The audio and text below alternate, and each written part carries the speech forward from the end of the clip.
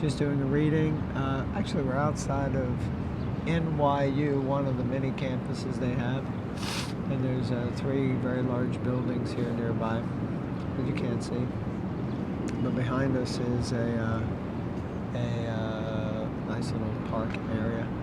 And the wind is blowing pretty bad, which is why the camera is rocking like that, because we brought only a small selfie stick tripod. But anyway, all of that is not really important. Now, Canto 4, Chapter 24, Text 60. Om Namo Bhagavate Vasudevaya. Om Namo Bhagavate Vasudevaya. Om Namo Bhagavate Vasudevaya. Text 60. My dear Lord, the impersonal Brahman spreads everywhere like the sunshine or the sky, and that impersonal Brahman which spreads throughout the universe and in which the entire universe is manifested is you. Purport. In Vedic literature, it is said that everything is Brahman and nothing else. The whole cosmic manifestation rests on the Brahman effulgence. The impersonalists, however, cannot understand how such a huge cosmic manifestation can rest on a person. Thus, this inconceivable power of the Supreme Personality of Godhead is not understood by the impersonalists. Therefore, they are puzzled and always denying that the absolute truth is a person. And this wrong impression is cleared by Lord Shiva himself, who says that the impersonal Brahman, which is spread all over the universe, is nothing but the Supreme Lord himself. Here it is clearly said that the Lord is spread everywhere, just like the sunshine, by virtue of his Brahman feature. This example is very easy to understand. All the planetary systems are resting upon the sunshine, yet the sunshine and the source... What's up? and the source of sunshine are aloof from the planetary manifestations. Similarly, the sky or air is spread everywhere. Air is within a pot, but it also touches filthy places and sanctified places alike. In any case, the sky is uncontaminated. The sunshine also touches filthy places and sanctified places, and both are actually produced by the sun.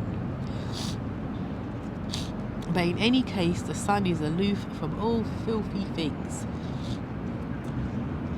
Similarly, the Lord exists everywhere.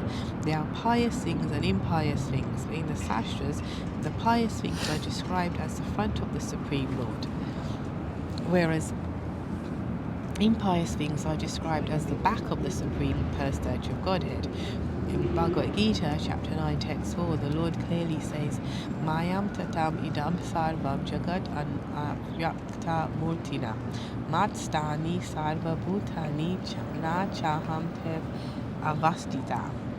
By me, in my unmanifested form, this entire universe is pervaded. All beings I am me, but I am not in them.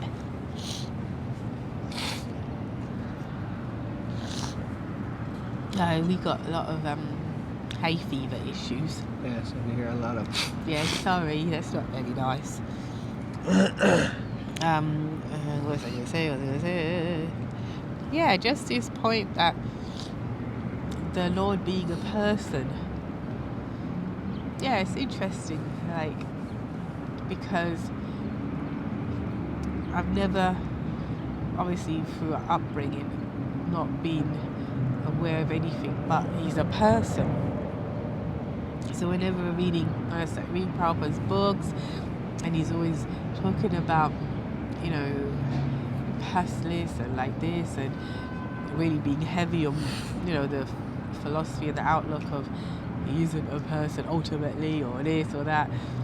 It's interesting that I think about as reading, I've never really been able to relate, and I just read it, and then, but it's clearly a thing that, especially when you don't want to be accountable, I guess.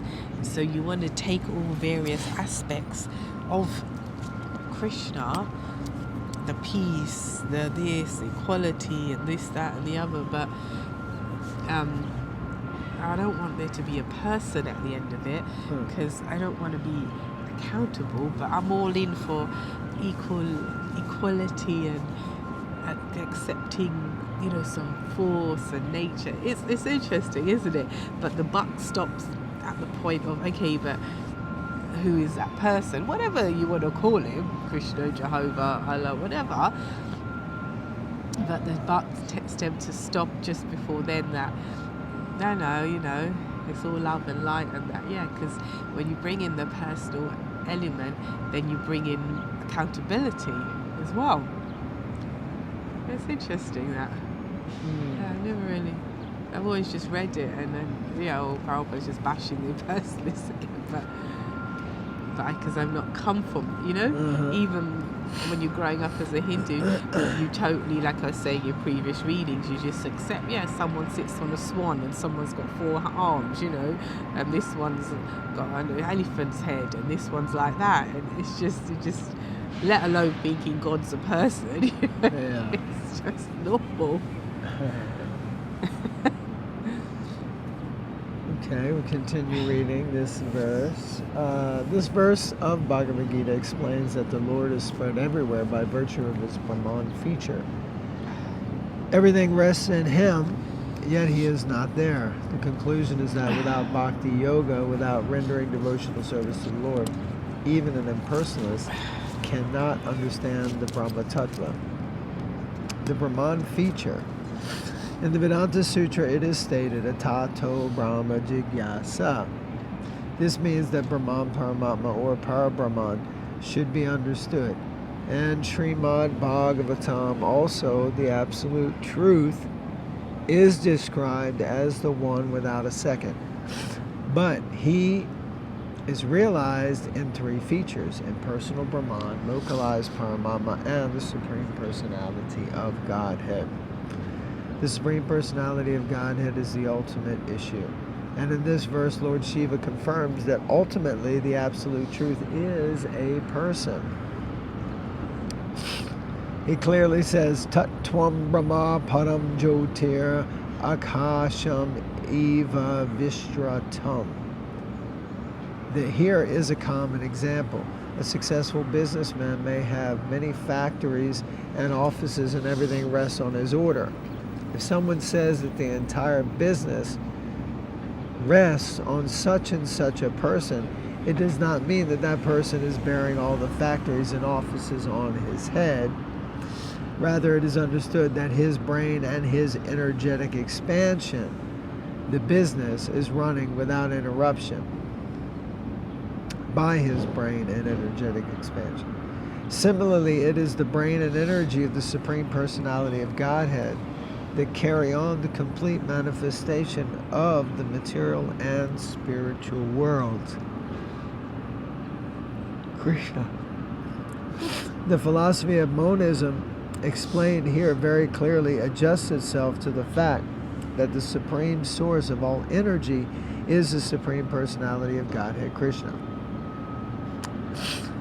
This is described very clearly. It is also stated how the impersonal feature of Krishna can be understood.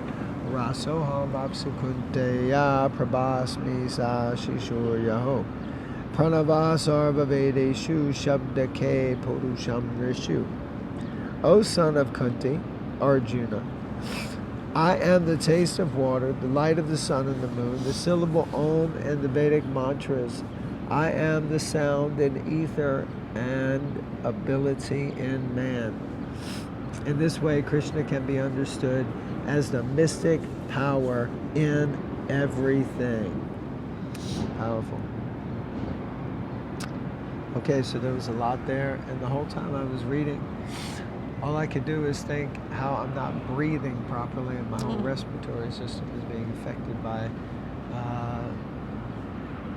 little bits of pollen that come out of flowers and off trees. But it was really, what I did get from it was this point again about the fact that the Lord appears in three features, Brahman, Paramatma, and Bhagavan. But ultimately the highest is Bhagavan. And I get that ultimately, as you were saying, and as Prabhupada is saying, that it ultimately manifests from the person. The energy comes from the person, not that the personality is manifested from the energy. And when I say that, it doesn't even make sense. But then you would say, well, which came first, the energy or the person? Because without the energy, how could there be some form?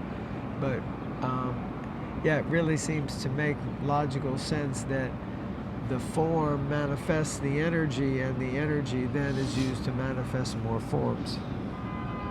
So,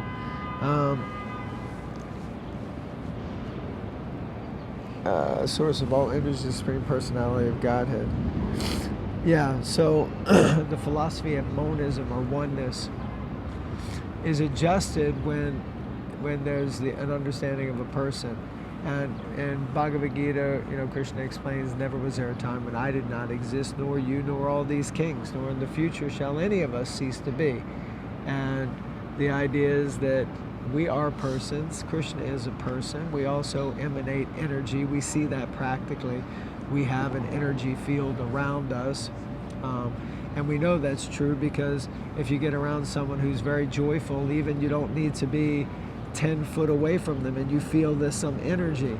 Or if you get around someone who's moody or grumpy or aggravated or frustrated, you feel something, that energy.